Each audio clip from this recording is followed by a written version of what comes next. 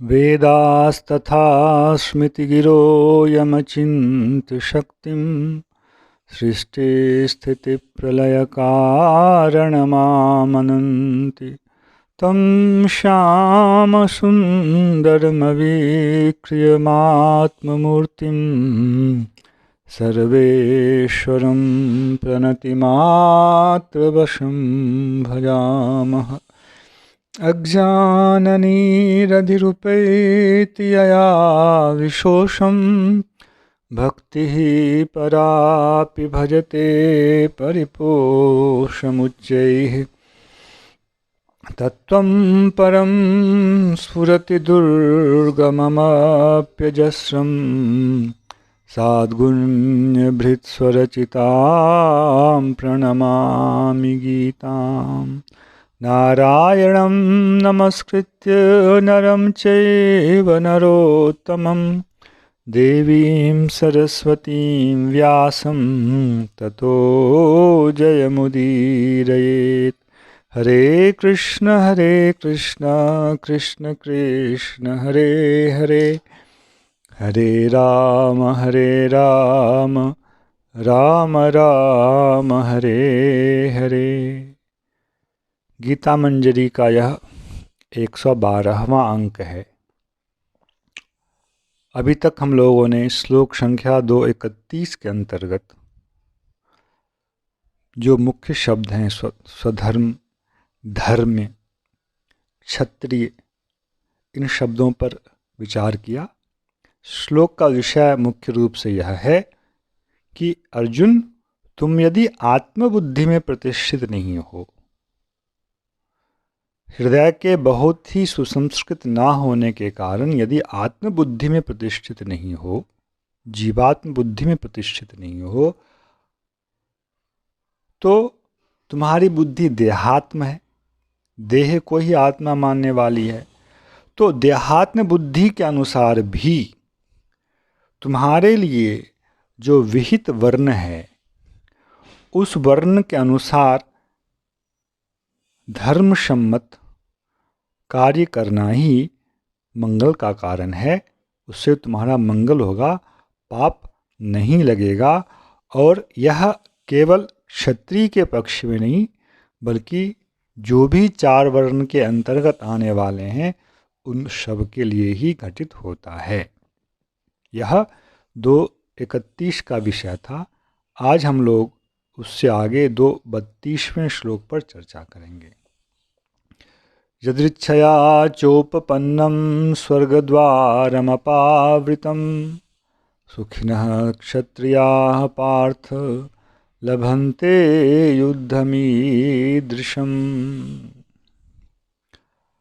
2:31 में तो मुख्य रूप से भगवान ने श्रेय शब्द का प्रयोग किया। मतलब श्रेय पाने की जो अवस्था है, आत्मबुद्धि में प्रतिष्ठित होना, वह प्राप्त कराने में यह समर्थ है, वर्ण संबंधी कर्म भी। पर इसका क्या विज्ञान है, यह भगवान आगे जाकर कहेंगे। और वह जो है कर्म योग कहलाता है। अस्तु, जो आत्मा में ही दृष्टि रखने वाले नहीं है, जिनको इतना भी ज्ञान आत्मा के संबंध में प्राप्त नहीं हुआ है, इतनी भी श्रद्धा नहीं है, और इस शरीर को ही बौद्धिक रूप से भी उसे मानने के लिए प्रस्तुत नहीं है, इस शरीर को ही सब कुछ मान रहा है, उसके पक्ष में भगवान कह रहे हैं यदृच्छया च उपपन्नम स्वर्गद्वारम अपावृतम सुखिनः क्षत्रियाः पार्थ लभन्ते युद्धम ईदृशम। अर्जुन,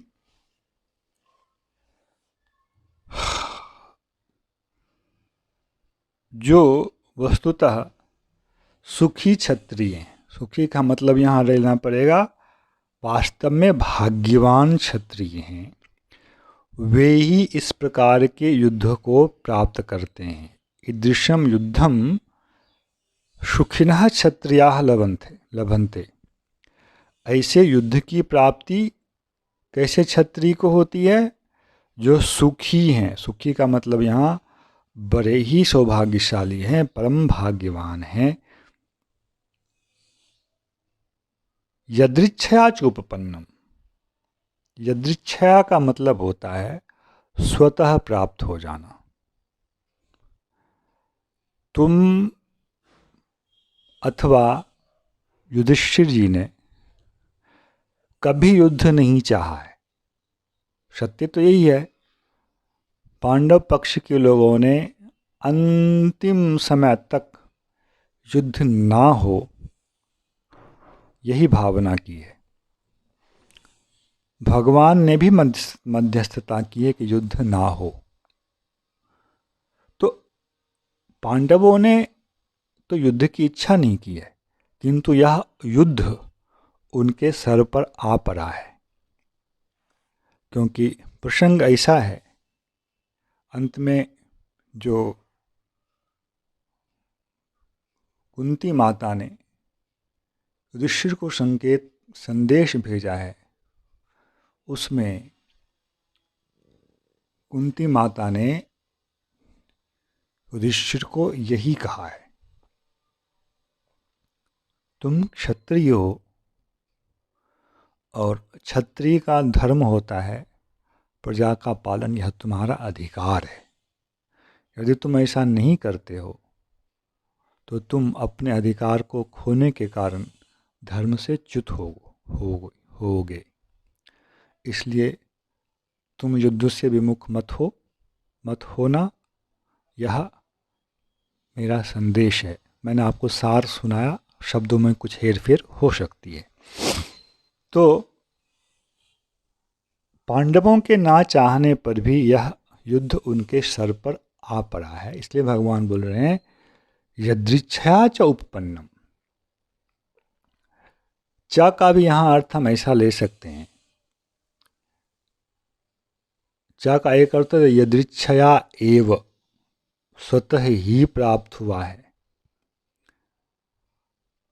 अथवा इसका एक अर्थ ऐसा भी हो सकता है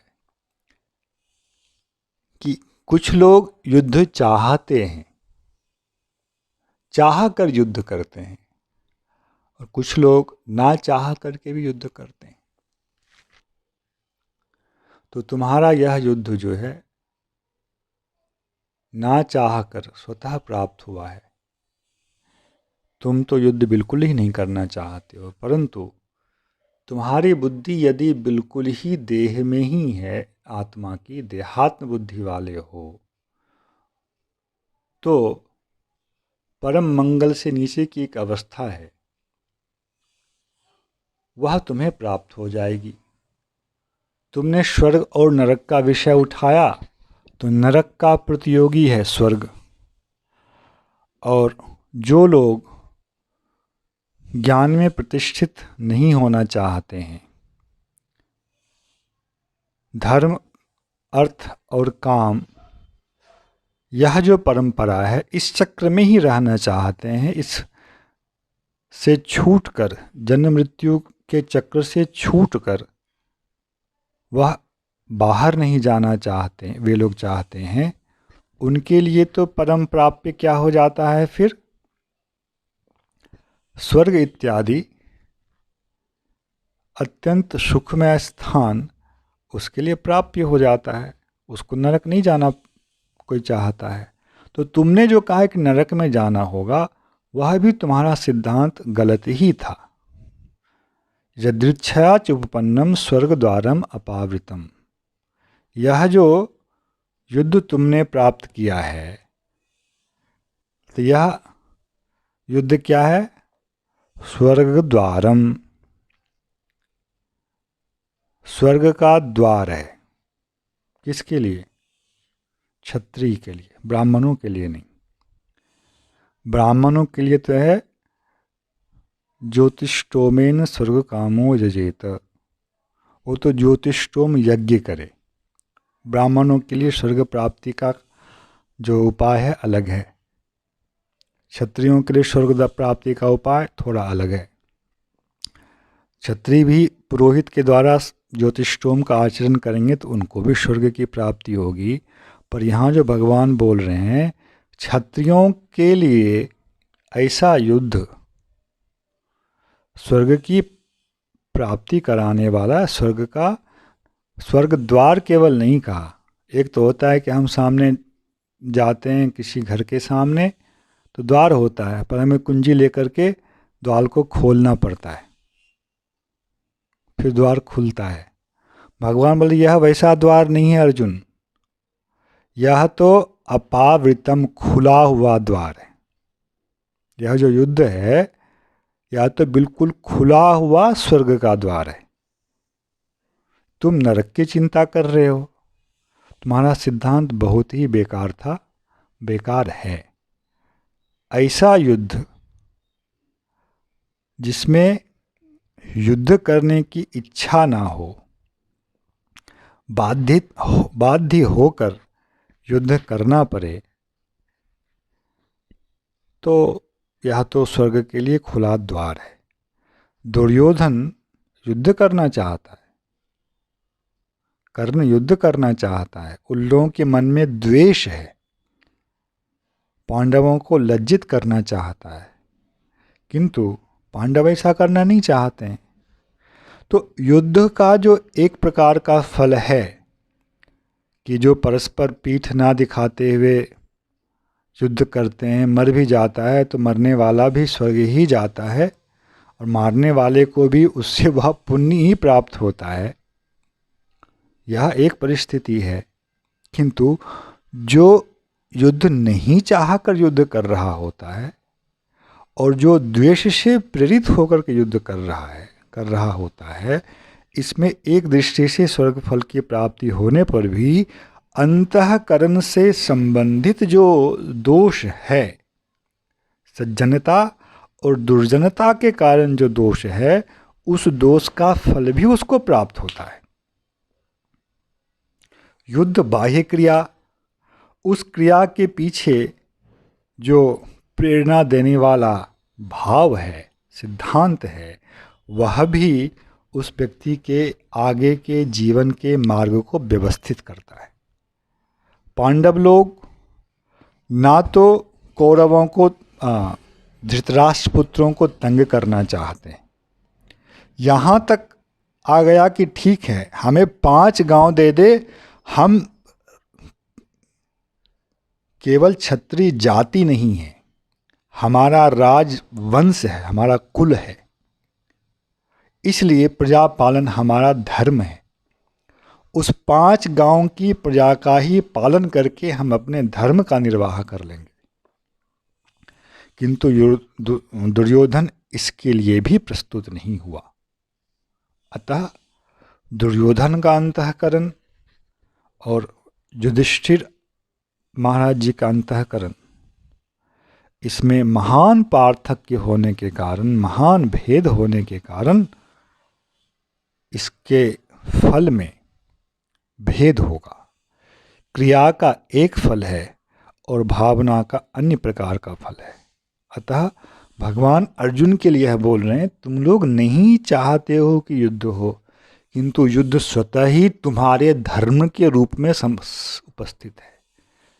जैसे किसी के सामने धर्मराज प्रकट हो जाए, वैसे ही तुम्हारे लिए यह धर्म प्रकट होकर आ गया है, बस तुम इसका पालन करो। यह तुम्हारे लिए खुला हुआ स्वर्ग का द्वार है, तुम इससे विमुख मत हो। तुमने जो नर्क इत्यादि वाले तर्क दिए, वे तर्क उचित नहीं हैं। इस प्रकार के युद्ध को करने से 3 स्तर का लाभ होता है। पहला तो यह है, श्रमपूर्वक यदि युद्ध को जीता जाए तो युद्ध के विजय के बाद जो श्री की प्राप्ति होती है, संपत्ति सौभाग्य की प्राप्ति होती है, यह तो पहला लाभ है, बहुत स्थूल लाभ है। इसके बाद जो द्वितीय स्तर का लाभ है, जो इसकी तुलना में सूक्ष्म है, किंतु तथापि यह इस संसार में स्पष्टतः देखा जाता है, वह है यश का लाभ। अर्जुन ने कर्ण को परास्त किया तो यह अर्जुन का वह यश है जिसका कि नाश आज भी नहीं हुआ है। 5000 वर्ष हो गए किंतु वह अर्जुन का वह यश आज जीवित है। वह यश है तो अर्जुन आज जीवित हैं, सज्जन के रूप में सबके हृदय में वास करते हैं। राज्यश्री की प्राप्ति वह तो स्थूल है, कम दिनों के लिए है, किंतु कर्म के द्वारा कीर्ति की प्राप्ति, धर्म के द्वारा यश की प्राप्ति, यह उसकी तुलना में बड़ा सौभाग्य है। और जो तीसरे स्तर का इससे लाभ होता है, जो हम मनुष्यों के द्वारा गम्य नहीं है, वह है स्वर्ग की प्राप्ति। युद्ध का जो फल है, धर्म में स्थित होकर धर्म की मर्यादा का अतिक्रमण ना करते हुए जो युद्ध होता है, वह उसके लिए यज्ञ के समान है और उसके द्वारा उसे स्वर्ग की प्राप्ति होती है। और इस दृष्टि से ब्राह्मणों को ज्योतिष्टोम यज्ञ के द्वारा स्वर्ग की प्राप्ति जो है, उसको अपावृत, खुला दरवाज़ा नहीं कह सकते, खुला द्वार वाला नहीं कह सकते, किंतु युद्ध रूपी जो यज्ञ है क्षत्रियों के लिए, और वह भी अनिच्छा पूर्वक सामने उपस्थित हुआ है, और जिसमें युद्ध करने वाले के हृदय में प्रतिपक्षी के लिए कोई द्वेष भी नहीं हो, तो वह तो बहुत ही उत्तम पात्र है। और उसके लिए तो यह युद्ध जो है स्वर्ग का खुला हुआ द्वार है। इसलिए भगवान कह रहे सुखिनः, सौभाग्यशाली क्षत्रिय, मतलब सुखी होना यह समझिए कार्य है। स्वर्ग की प्राप्ति होकर वह सुख को प्राप्त करेगा, तो वह जो प्राप्त करेगा फल, उसको अभी ही भगवान ने कहा दिया, यही है अपावृत। मानो उसने प्राप्त कर ही लिया, कोई संशय इसमें नहीं है। अतः अर्जुन, तुम युद्ध करो।